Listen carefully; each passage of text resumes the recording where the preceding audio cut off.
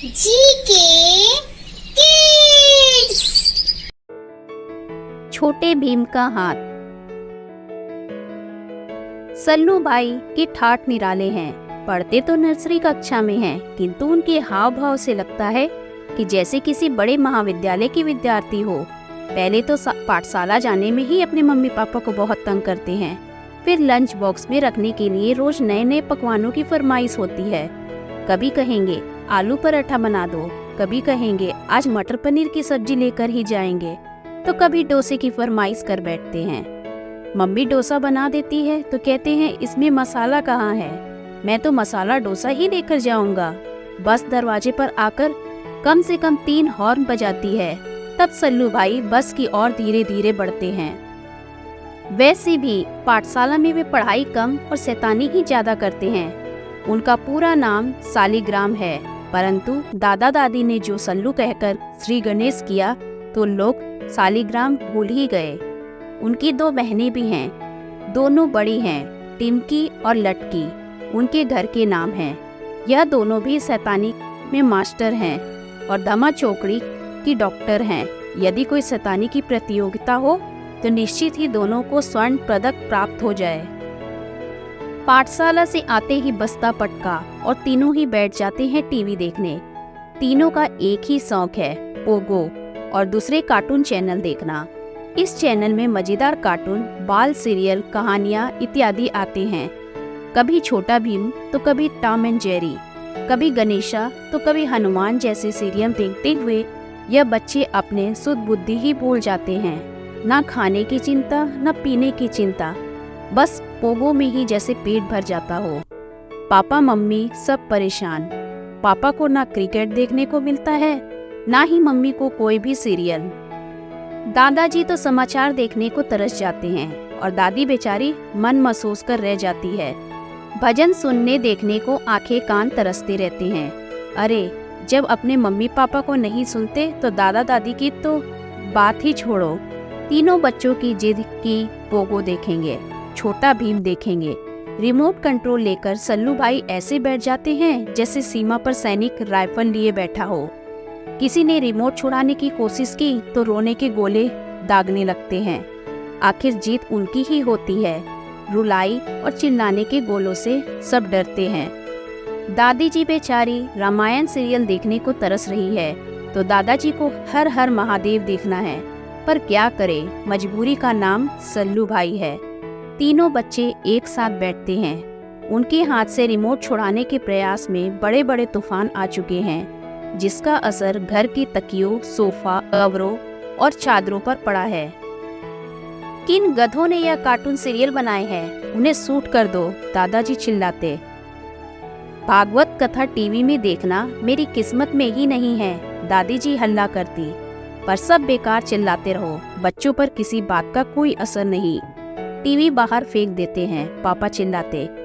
कितने अच्छे सीरियल निकल रहे हैं, मम्मी हाथ झटक कर कहती। एक दिन तीनों छोटा भीम देख रहे थे। अचानक टीवी के स्क्रीन में से छोटा भीम का हाथ निकला और उसने सल्लू भाई को पकड़ लिया।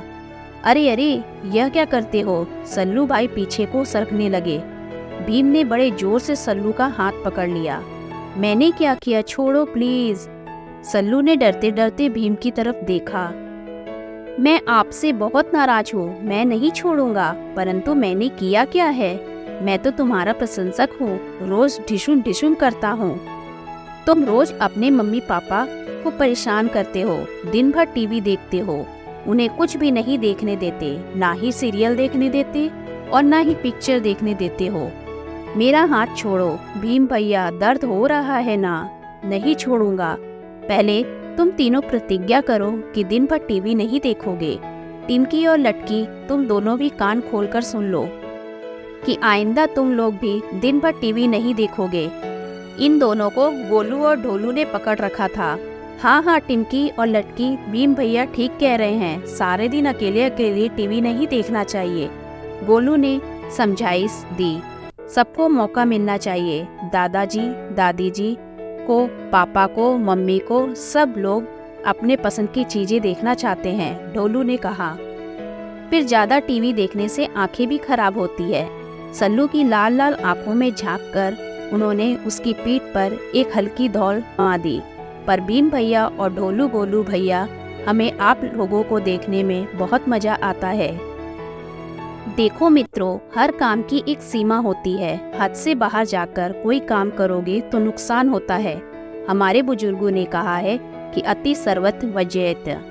पापा को समाचार देखने दिया करो, मम्मी को उनके पसंद के सीरियल देखने दिया करो, तो वे तुम्हें अच्छी अच्छी चीजें ला कर देंगे। पर मुझे तो पोगो, सल्लू भाई कहना चाह रहे थे कि भीम ने रोक दिया।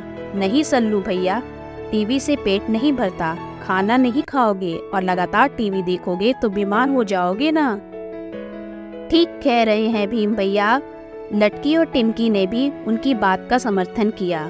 दादाजी को भी रामायण देखने दिया करो, तो दादाजी भी खुश रहेंगे। उनको क्रिकेट मैच भी देखने दिया करो। आखिर बूढ़े आदमी हैं, कहाँ जाएंगे, तुम लोगों को खूब दुआएं देंगे। भीम ने सबको फिर समझाया, परंतु सल्लू ने फिर कुछ कहना चाहा। अब बिल्कुल कुछ नहीं सुनूंगा। हाँ, दादी को भजन अच्छे लगते हैं। जब भजनों का समय हो तो दादी को बुलाकर बोलना कि दादी प्लीज भजन सुन लीजिए, भजन आ रहे हैं। भीम थोड़ा जोर से बोला तो तीनों बच्चे सहम गए। ठीक है भीम भैया, हम सबको टीवी देखने देंगे, तीनों एक साथ बोले। प्रॉमिस। भीम ने सबकी ओर आशा भरी नजरों से देखा। मदर प्रॉमिस भैया, मदर प्रॉमिस, सल्लू ने हंसकर कहा। और टिमकी लटकी, आप भी प्रॉमिस करें। गोलू ढोलू ने कहा। हाँ हाँ प्रॉमिस, दोनों ने जोर से चिल्लाकर कहा। भीम, गोलू और ढोलू तीनों ने अपने हाथ टीवी के भीतर खींच लिए। अब यदि आपने लगातार टीवी देखा तो अगली बार हम लोग कालिया को भी ले आएंगे। जाते जाते गोलू जोर से चिल्लाया। नहीं नहीं, उस मोटे को मत लाना, हम लोग आपका कहना मानेंगे, तीनों चिल्लाकर बोले। जब से आज तक सब ठीक है। पापा जी समाचार देखते हैं, मम्मी जी सीरियल देखती है और दादाजी क्रिकेट और दादी के मजे हैं। खूब भजन देखती है, सुनती है। सल्लू भाई कभी कभी लगातार बैठने की कोशिश करते तो हैं, परंतु कालिया को बुलाने की बात से वे डर जाते हैं। आखिर उस मोटे कालिया को क्यों घर में आने देंगे।